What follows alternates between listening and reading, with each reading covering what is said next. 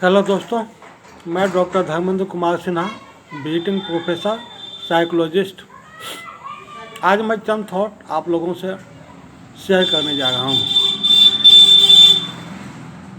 यदि हम मानव जीवन का गहराई से अध्ययन करें तो हम पाते हैं कि प्रत्येक इंसान अनवरत एक युद्ध में शामिल है, चाहे वो बाह्य स्तर पर हो या आंतरिक स्तर पर। कभी हम अपने आप से लड़ते रहते हैं तो कभी बाहर, कभी यह लड़ाई होती है तो कभी अकारण।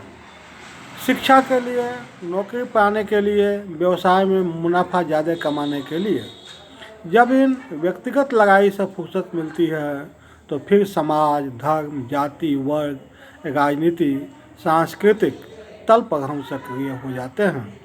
यही कारण है कि हमारे दुख, असंतुष्टि एवं अशांति का। इसके समाधान के लिए इस लड़ाई के निचले स्तर अर्थात मूल स्रोत तक पहुंचना होगा।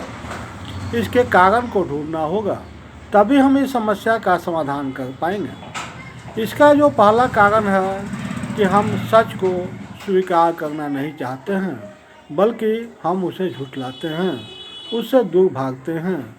जितना ही हम उससे दूर भागते हैं उतना ही हम कठिनाई में फंसते जाते हैं। तब हम उससे निकलने के लिए संघर्ष करते हैं। बदलाव प्रकृति का नियम है, लेकिन हम स्वभाव से यथास्थितिवादी हैं। अब बदलाव को ना तो स्वीकार करते हैं बल्कि पूरी शक्ति उसको नकारने में लगा देते हैं।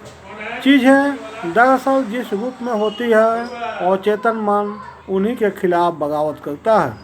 अर्थात इस लड़ाई के जड़ में कहीं न कहीं हमारी अज्ञानता भी है, जिसके कारण हम इस लड़ाई की प्रक्रिया को समझ नहीं पाते हैं। यदि यह बात हमें भली भांति समझ में आ जाए, सफलता, असफलता, सुख, दुख, प्रेम, घृणा, जीवन, मृत्यु जीवन की वास्तविक सच्चाई है तथा इसे हम सहज भाव से स्वीकार कर लें तो हम बहुत सारी लड़ाइयों से बच सकते हैं।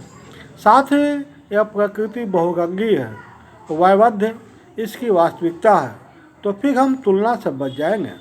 प्रकृति के प्रांगण में जूही, चमेली, कमल, गुलाब अपनी विविधता को स्वीकार करते हुए एक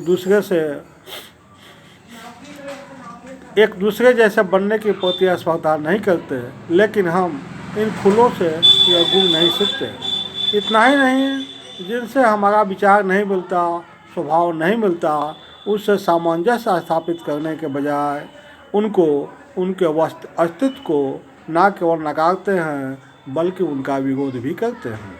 तो यदि हम प्रकृति से यह सीख लें तो हम इस स्तर के लड़ाई से बच सकते हैं। हमारी तीसरी स्तर की लड़ाई की वजह बनती है गलतफहमी।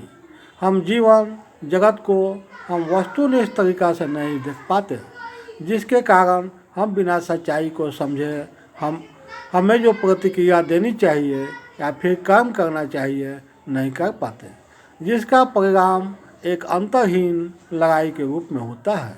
कभी कभी पीड़ा पहुंचाने वाली भावनाओं से बचने और जीवन की मुश्किलों को नकारने के लिए हम नशा या फिर टीवी, इंटरनेट या सोशल साइट का सहारा लेते हैं, लेकिन इससे मुश्किल घटने के बजाय और बढ़ जाती है।